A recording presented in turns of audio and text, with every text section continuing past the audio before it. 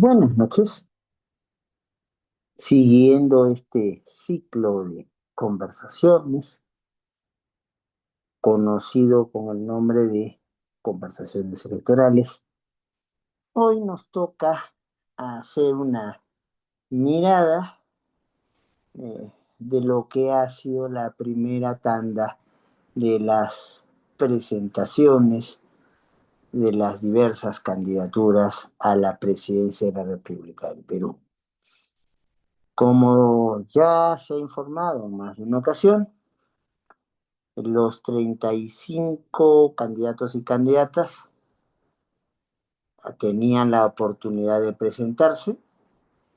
El candidato Vladimir Cerrón, que todavía está en la clandestinidad por voluntad propia, no se presentó y no son 36, como inicialmente pensaba, por el sensible fallecimiento del candidato Becerra. ¿Qué ha pasado un poco aquí? En primer lugar, si lo que se quería era un conocimiento a fondo de las diferentes posiciones asumidas por cada uno de de los candidatos y candidatas.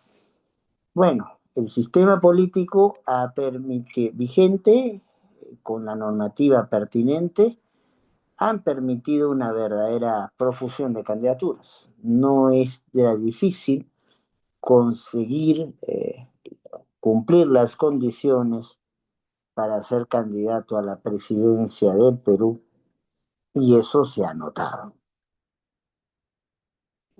Eso de tener 30 candidaturas para un país con 32 o 33 millones de habitantes significa que casi hay una lista por cada millón de habitantes. Es un exceso por donde se puede hablar. Pues no hay debate que se pueda hacer con una larga y completa presentación de las posiciones. Es más, esta primera tanda de presentación bajo el tema de seguridad ciudadana, lucha contra la corrupción, probablemente el primero y el segundo de los temas de más requerida atención en cualquier encuesta ciudadana que se haga en este momento en la zona rural y en la zona urbana en el Perú, no tiene, no cuenta con el espacio suficiente siquiera para hacerse conocer todas las candidaturas. Hay gente que está postulando a la presidencia de la República y probablemente esta haya sido la primera vez que haya tenido una cobertura a nivel nacional más allá de los que tenían derecho o las que tenían derecho a una franja electoral. Eh, pero ya en cuestiones de forma, encontramos, si se nos pregunta, algunos defectos. El primero de los defectos es que yo no voy a votar por más que por el nombre de un partido, en el mejor de los casos, cuando estamos hablando de la candidatura presidencial, la foto del candidato o candidata, pero sobre todo voto por un símbolo. Y el símbolo va a ser lo único que voy a encontrar para las 4 otras elecciones que se hacen el 12 de abril y en las cuales no hay segunda vuelta alguna. Casi nadie, entonces apuntaló el símbolo, ya, porque aquí no voto por Y, no voto por Z, sino voto por el nombre de la agrupación o de la alianza y con la cara de su candidato o candidato a la presidencia, punto. Pues, si tengo la oportunidad de ser visible a nivel nacional y sin costo y sin ninguna cuestión retaseada, porque la franja electoral no tiene la misma cuota para todos y todas, tema que ya explicamos en una sesión anterior, pues esta era la oportunidad de identificar una cara con un símbolo, con una denominación, y no solamente pensando en las elecciones presidenciales, que van por la numerosa cantidad de candidaturas, requerir de una segunda vuelta para definir quién es el que finalmente asume la presidencia del Perú, sino porque el 12 de abril, con una entrega progresiva de resultados, pero ya sin poder emitirse más votos, se va a definir la composición del Senado, se va a definir la composición de la Cámara de Diputados y se va a definir la composición de la representación peruana ante el Parlamento andino. Creo que ahí ha habido una oportunidad importante desperdiciada. Segundo, para ya ir cerrando un poco los temas de, podríamos llamarlos de forma. La mayoría de las candidaturas organizaron, y es muy preocupante constatarlo, porque muchas de estas personas no es la primera vez que participan en política, y hay casos donde hay hasta 4 candidaturas presidenciales de por medio. La mayoría desperdició su primer minuto, que era un primer minuto de presentación, dijo cualquier cosa, nada muy concreto. Nos olvidamos muy pronto que aquí lo que se tiene en cada intervención es que fijar ideas, fuerza de lo que voy a hacer o a quién quiero atacar para asegurarme con eso, ser más visible, obtener una votación que podría trasladarse de otra candidatura a la mía o mermar una candidatura ajena sacando sus trapitos al sol. Pues eso no, en ese primer minuto casi nadie lo supo aprovechar. Se olvidó también que todas las inversiones tenían un tiempo pautado y que era responsabilidad de cada candidato, de cada candidata, manejarse con sus tiempos. Y no, casi a algunos les quedaba 3 segundos, 2 segundos, 15 segundos para hacer su última intervención, si es que les quedaba tiempo. Oigan, esta dinámica se ha conocido hace un mes atrás, con lo cual había un tiempo más que suficiente para poder hacer eso, poder calcular tus tiempos. Bien, y ya la última cosa que podría anotar en las cuestiones de cómo se para algún candidato, alguna candidata al debate. Un candidato, una candidata tiene que tener capacidad de síntesis de las ideas que sean convincentes, tanto de las propositivas como de las reactivas.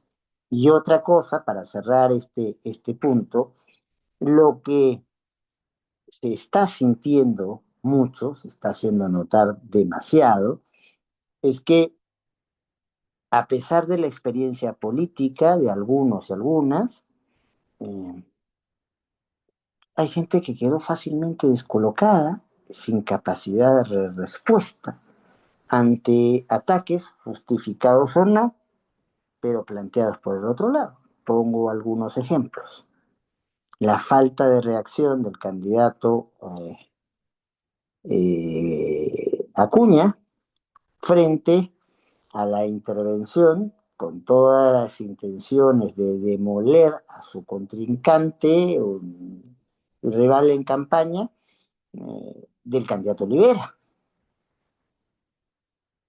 que repite con eso el estilo que lo llevó al Congreso y que le ha permitido, que lo llevó a ser un tiempo ministro de Estado y que lo llevó a, de alguna manera, mantenerse en la vida política, aunque con mucho menos peso efectivo que tuvo antes. Pero va a ser difícil de olvidar no solo la intervención durísima contra Acuña, sea cierto, sea falso lo que él diga, sino la falta de respuesta. Acuña se quedó absolutamente callado. Y no se quedó callado porque lo ignorara, o sea, no es la estrategia que siguieron otros candidatos, otras candidatas. Hago de cuenta que no me están pegando y tiro para adelante. No, no, no. Acusó el golpe, y no supo responder. En esas situaciones, o juegas con una respuesta corta, directa, de la agresividad del anterior. El ejemplo es la reacción del candidato Grosso cuando viene el ataque de Olivera, o pasas por encima, que fue un poco lo que hizo el candidato López Aliaga, que tuvo la virtud de hacer de cuenta que a él no le tiraban nada. Si en mi rostro, en mi actitud, a pesar de que he tenido un mes para preparar esta participación, reflejo que el golpe ha sido certero en el sentido de que me ha afectado, independientemente que lo que se diga sea cierto o falso, ¿no? Entonces, quien ha tirado el golpe, con razón o sin ella, ha conseguido el efecto que se buscaba. Y eso en algunos candidatos y candidatas que ya van por la cuarta postulación a la presidencia de la República es un problema serio, que no se puede adjudicar a su equipo de asesores o asesoras. Ya es un problema de capacidad de respuesta de la persona.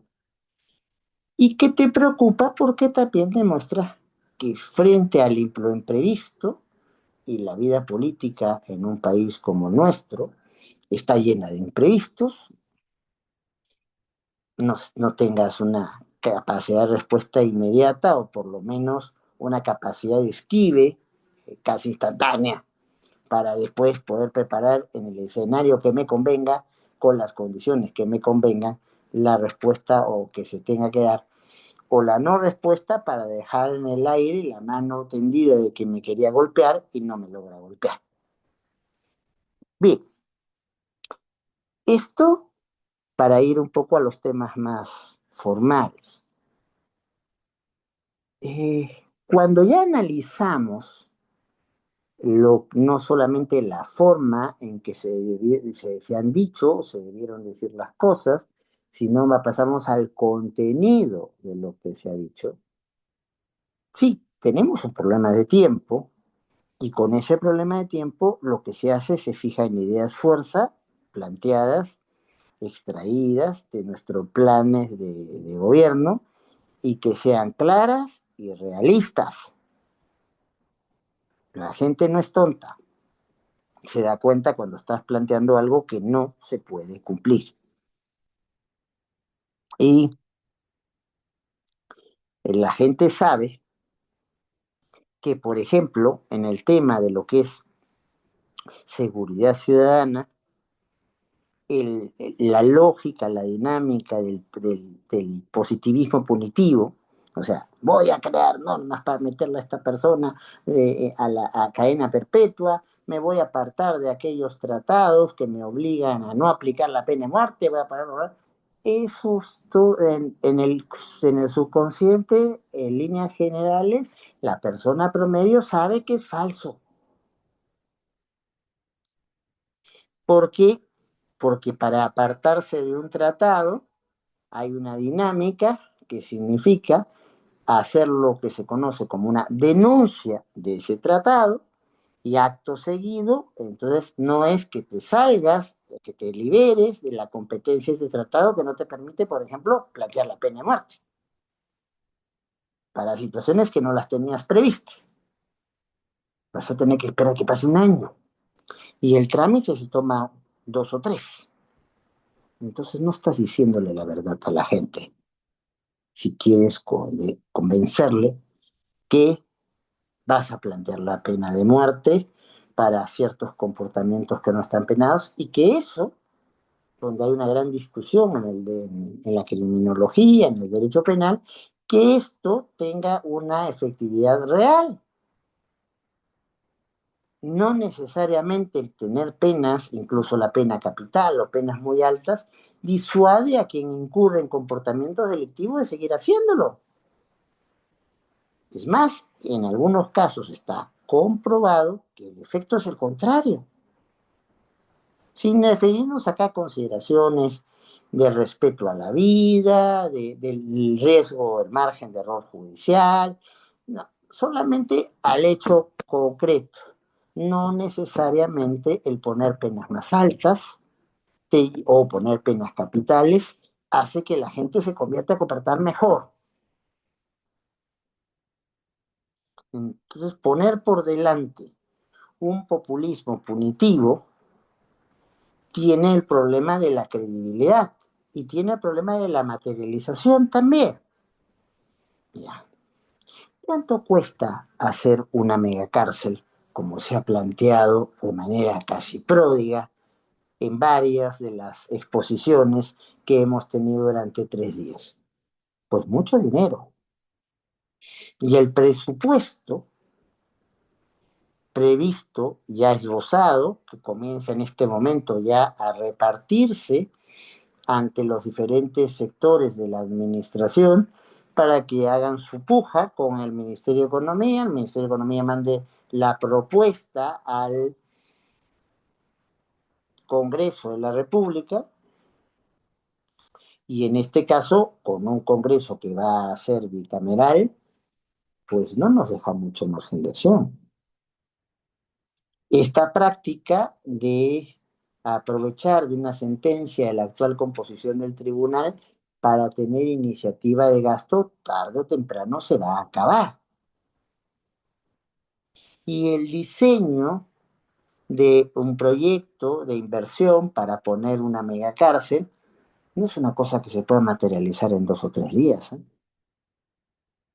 Cuesta tiempo, cuesta dinero, muchas veces significa recurrir al préstamo o recurrir a la maquinita, o sea, emitir dinero artificial en consecuencia al respaldo que tenemos, se va gastando más de lo que se puede, nos vamos entonces endeudando, nuestros valores valen menos porque tienen que sustentar a más cosas.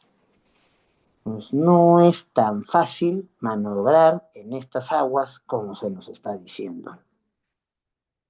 Y poco hemos escuchado de cuestiones preventivas, poco hemos escuchado ni del actual gobierno ni del anterior gobierno, que uno ofreció todo el rato un plan de seguridad ciudadana que hasta ahora no conocemos y el actual gobierno ha aprobado, según se nos ha dicho, un plan, pero ese plan se mantiene en secreto porque si no, no se podrían obtener los objetivos mismos. Entonces, y la gente sigue muriendo. Algún candidato dijo uno por día, según las estadísticas que ha presentado hoy eh, una de las asociaciones que reúne a la prensa peruana, pues son bastantes más que una persona las que están muriendo por día como consecuencia de este clima de inseguridad que ha llevado a que el Perú pase del puesto 40 de país más inseguro al puesto 10. Está entre los 10 países más inseguros del mundo. Y frente a esto no hay nada previo, o muy poco de lo previo. Hay quien habla de un consejo de moral, y parece que estuvimos yendo a la época de los ayatolas, entonces, y eso no resuelve sus principios, no resuelve los problemas, perdón. Hagamos entonces de cuenta que sí se tiene el plan, pero no supo el candidato, la candidata en los pocos minutos darnos ideas, fuerza, sobre todo las acciones previas que se van a dar para tratar de no encontrarnos con hechos consumados, sino evitar que esto se produzca. Bueno, ya, debería aprovecharse estos días, que además van a ser días de distensión y de reflexión para muchas de las personas, porque viene la Semana Santa, aprovecharse para ya mismo hacer digerible no solamente el símbolo, sino estas ideas fuerzas sobre los temas que más preocupan al ciudadano o ciudadana promedio en el país. Y eso no pasa, y no está pasando. Las repercusiones del debate de 3 días están siendo básicamente las respuestas a los ataques que me dieron y no supe responder, con amenazas incluso de denuncias ante Ministerio Público para que se abran procesos en el ámbito penal, o con encuentros de un candidato a senador, a un candidato a la presidencia, en un restaurante como dos chicos que se la juegan para la salida. En síntesis,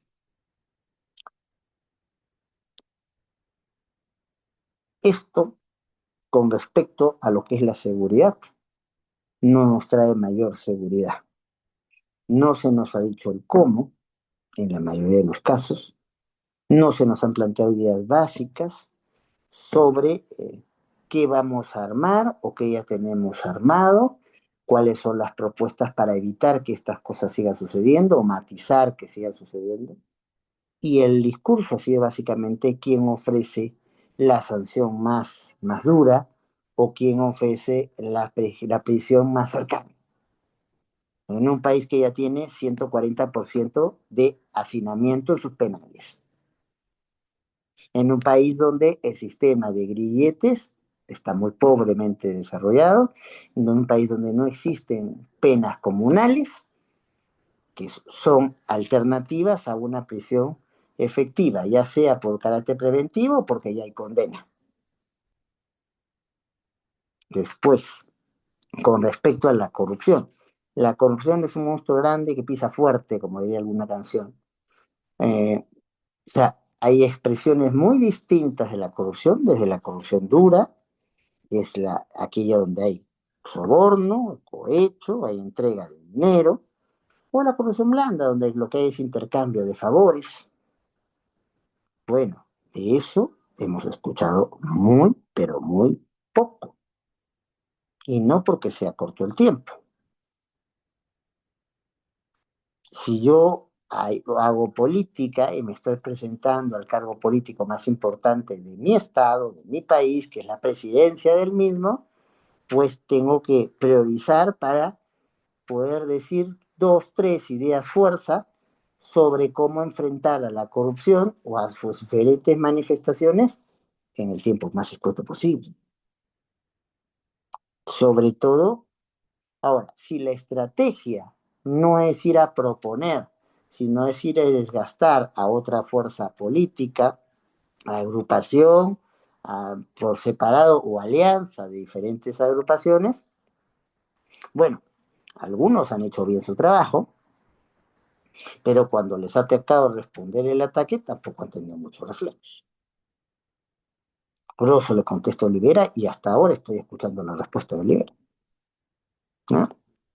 Y señalo esto como un análisis frío, sin querer parcializarme en favor de unos y en perjuicio de otros, no, como ideas generales, como el analista de una situación que se me presenta.